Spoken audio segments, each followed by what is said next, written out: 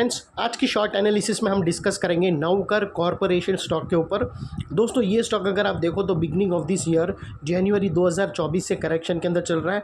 मोटा मोटी देखो तो दोस्तों इसने 6 महीने यानी पूरा आधा साल करेक्शन में बिता दिया। और करेक्शन में भी दोस्तों इसने दोनों तरह का करेक्शन दिया है।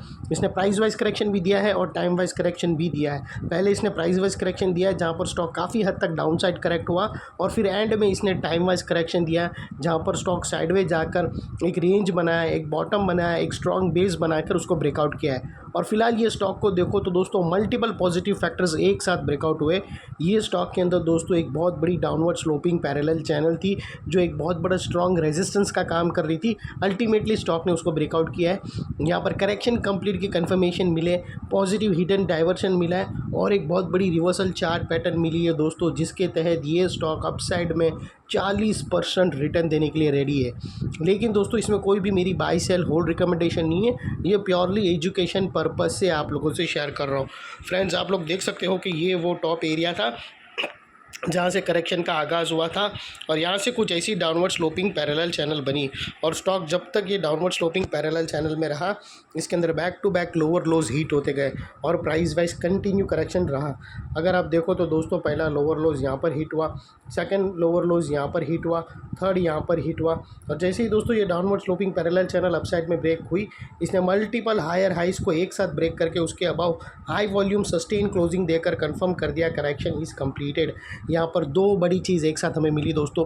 पहले तो इसने डाउनवर्ड स्लोपिंग पैरेलल चैनल को अपसाइड में ब्रेक किया, जिसकी वजह से जो डाउन साइड फॉल आ रहा था वो अल्टीमेटली रुक गया। और सेकेंडली दोस्तों इसके अंदर जो back to back lower lows hit होने की जो चेन थी वो स्टॉप हो गई और उसके अगेंस्ट में फर्स्ट हायर हाइज रजिस्टर्ड हुआ, जो हमें कंफर्म करता है कि स्टॉक के अंदर करेक्शन कंप्लीटेड। यहाँ पर बॉटम लग गई है और ट्रेंडिंग मूव के अंदर उसने पहला कदम रख दिया है हायर हाइज मारकर। जब तक कोई नया लोअर लोज हिट ना हो या फिर पुराने लोअर लोज के नीचे मार्केट क्लोज ना कर दे, तब तक हम मान कर चलेंगे कि स्टॉक के अंदर बॉटम यहाँ पर लग गई है। और सेकेंडली दोस्तों देख लेते हैं डाइवर्शन का पार्ट। तो दोस्तों अगर मैं RSI डालकर दिखाऊँ तो यहाँ क्लियर कट पॉजिटिव डाइवर्शन हमें मिलता है। दोस्तों अगर आप प्राइस एक्शन के लोअर लोज को और RSI से मैच करो तो दोस्तों यहाँ clear cut positive hidden diversion मिलेगा। जो प्राइस एक्शन के लोअर लोज है वो अपसाइड में टिल्ट हुए हैं फ्रेंड्स, और वही एरिया वहाँ पर अगर आप RSI के लोअर लोज देखो तो डाउन साइड में टिल्ट हुए हैं। और यहाँ से ब्रेकआउट होकर positive hidden diversion upside breakout confirm हो चुका है, जो स्टॉक के अंदर एक अपसाइड मोमेंटम पंप करेगा। और सेकेंडली दोस्तों देख लेते हैं रिवर्सल चार्ट पैटर्न की। तो दोस्तों यहाँ पर एक बहुत बड़ी रिवर्सल चार्ट पैटर्न मिली है दोस्तों, और वो जो रिवर्सल चार्ट पैटर्न है फ्रेंड्स वो कोई छोटी मोटी चार्ट पैटर्न नहीं है दोस्तों। आप देख सकते हो कि यहाँ पर हमें क्लियर कट राउंडिंग बॉटम मिली है, और ये जो राउंडिंग बॉटम है उसकी नेकलाइन निकल कर आती है समवेयर अराउंड 125 के आसपास। और ये जो इनसाइड रेंज है दोस्तों ये राउंडिंग बॉटम का, ये तकरीबन 40% का रेंज है, जो यहाँ से ब्रेकआउट होने के बाद अनदर 40% अपसाइड में देगा। लेकिन दोस्तों एक और चीज़, हमें पोजीशन बहुत ही कम रखनी है क्योंकि अभी हम टॉप के तरफ जा रहे हैं और बहुत बड़ी इवेंट हमारे सामने खड़ी है, वो है बजट। तो वो हिसाब से मार्केट में वॉलेटिलिटी रहेगी और इधर साइड मूव हो सकता है।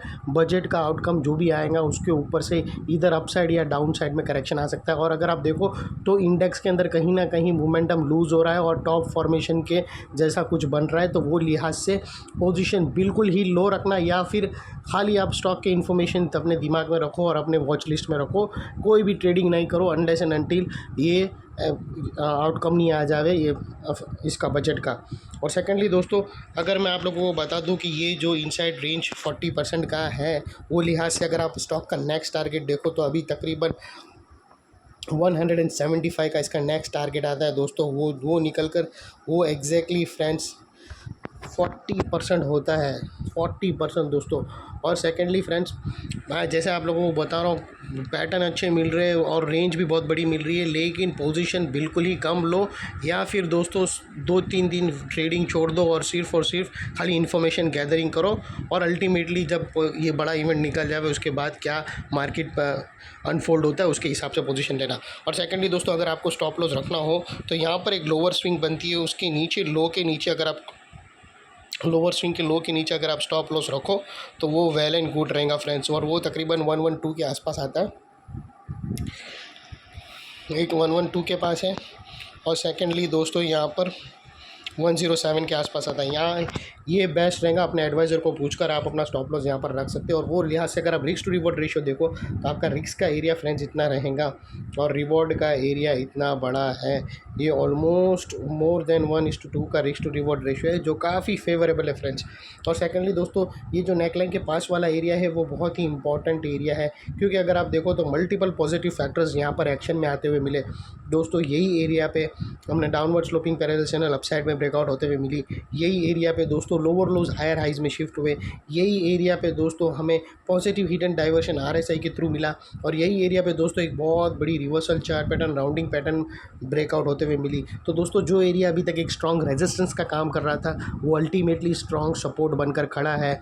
और इन केस अगर स्टॉक अपसाइड चलना शुरू हुआ और अगर वो सेलिंग प्रेशर फेस होकर वापस वो नीचे आया तो दोस्तों ये एरिया सामने आके एक स्ट्रॉन्ग सपोर्ट का काम करेगा और स्टॉक को अपसाइड में पुश करेगा। और इतने बड़े स्ट्रॉन्ग सपोर्ट के नीचे हमारा स्टॉप लॉस है जो आसानी से हिट नहीं होगा, लेकिन बाय एनी चांस अगर क्लोजिंग बेसिस पे हिट हो जाता है तो दोस्तों नो इफ़ नो बट सीधा स्टॉप लॉस देके तुम्हें ट्रेड को क्लोज कर देना चाहिए। वंस अगेन दोस्तों, पोजीशन काफ़ी अंडर कंट्रोल रखना या फिर ट्रेड को अवॉइड करना अनलेस एंड अनटिल ये इवेंट अनफोल्ड ना हो जाए। Thank you friends. एनालिसिस अच्छी लगे तो अपने फैमिली फ्रेंड्स रिलेटिव को ज़रूर शेयर करना।